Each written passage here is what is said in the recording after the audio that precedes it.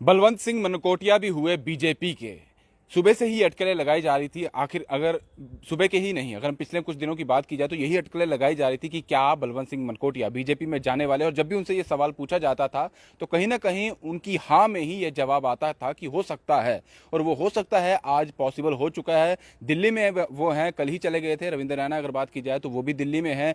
वहाँ पर अगर डॉक्टर जितेंद्र सिंह की बात की जाए तो वो भी वहीं पर हैं।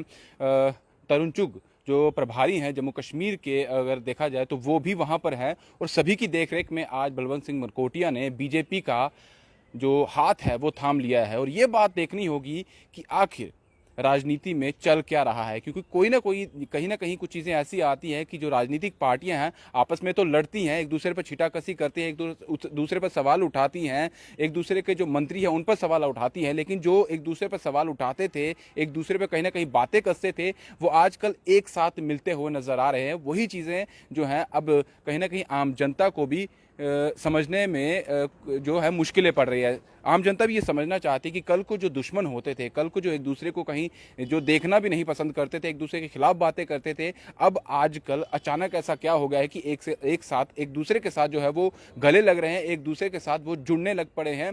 और मैक्सिमम अगर देखा जाए लोग जो है वो बीजेपी में जा रहे हैं। हालांकि आने वाले समय चुनाव हैं और हर कोई चाहता है इन चुनावों में सही तरीके से लोगों के सामने जाना और कहीं ना कहीं वोट हासिल करना और वोट से अपनी कुर्सी को बचा के रखना, अपनी जो भी पोजीशन है उसे बचा के रखना और आने वाले समय में सरकार में एक अच्छे ओहदे पर बने रहना। हालांकि अभी डिसाइड नहीं हुआ है कि जम्मू कश्मीर में इलेक्शन कब होने हैं, लेकिन इलेक्शनों के पहले से ही बहुत सारे लोग जो है वो बीजेपी में जा रहे हैं। और वहीं अगर बात की जाए आम आदमी पार्टी की, क्योंकि पहले जिस तरह से बलवंत सिंह मनकोटिया दिल्ली में गए थे और बहुत ही रसूख के साथ उन्होंने आम आदमी पार्टी का दामन थामा था और यही देखा जा रहा था कि अब आम आदमी पार्टी के साथ ही वो जुड़े रहेंगे। और जब भी जम्मू कश्मीर में आम आदमी पार्टी की तरफ से कोई भी उनका कैंपेन होगा, कोई भी उनकी एक्टिविटी होगी और जब इलेक्शन होंगे उनको कोई ना कोई ओहदा दिया जाएगा और उसके हिसाब से ही वो आगे चलेंगे और आम आदमी पार्टी के साथ ही वो जुड़े रहेंगे। लेकिन कहीं ना कहीं कुछ चीज़ें उनको समझ वहाँ पर अलग आई। उन्होंने ये भी कहा कि जो उस पार्टी में होता है वो मुझे पसंद नहीं आया। जिस तरह से वो लोग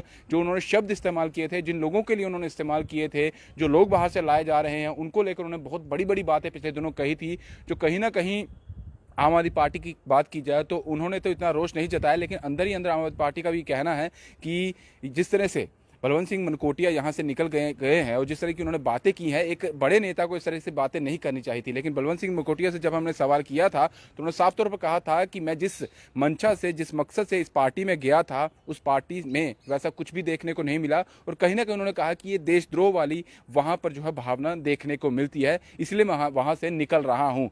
और अब जिस तरह से बीजेपी में वो शामिल हो चुके हैं, अब देखना होगा क्या बीजेपी में उनका किस तरह का ओहदा रहता है, क्योंकि एक बड़े नेता रह चुके हैं, 2 बार एमएलए जो है वो उधमपुर में चुने जा चुके हैं। जब उनकी जो पहली पार्टी जिससे वो एमएलए बने थे उसके साथ उनका बड़ा लंबा नाता रहा था, वहां से निकले आम आदमी पार्टी में आए और आम आदमी पार्टी से बीजेपी में आ चुके हैं। अब देखना होगा कि बीजेपी में अब वो किस तरह से चलते हैं, उनको किस तरह से आगे रखा जाता है।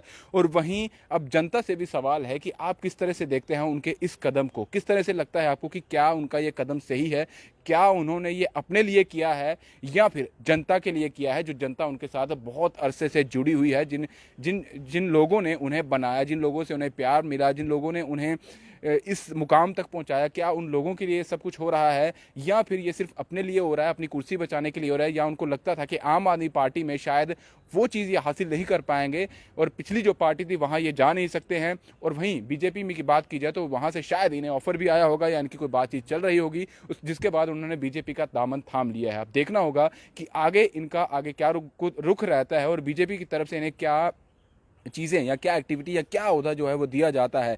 लेकिन साफ तौर पर बात यही है कि आखिर क्या आने वाले समय में आप लोग उसी तरीके से बलवंत सिंह मनकोटिया को प्यार देंगे जिस तरह से उन्होंने पहले जिन पार्टियों में थे वहां पर दिया था, या फिर आपके मन में भी कोई संशय है कि जिस तरह से ये पार्टियां बदल रहे हैं, क्या ये लोगों के साथ रहने के लिए कर रहे हैं या फिर सिर्फ अपनी कुर्सी को बचाने के लिए कर रहे हैं? सवाल आपसे है, कमेंट्स में ज़रूर जवाब दीजिएगा। फिलहाल दीजिए इजाज़त। दीपक भंडारी के साथ Rahul Singh, the state central के लिए। नमस्कार।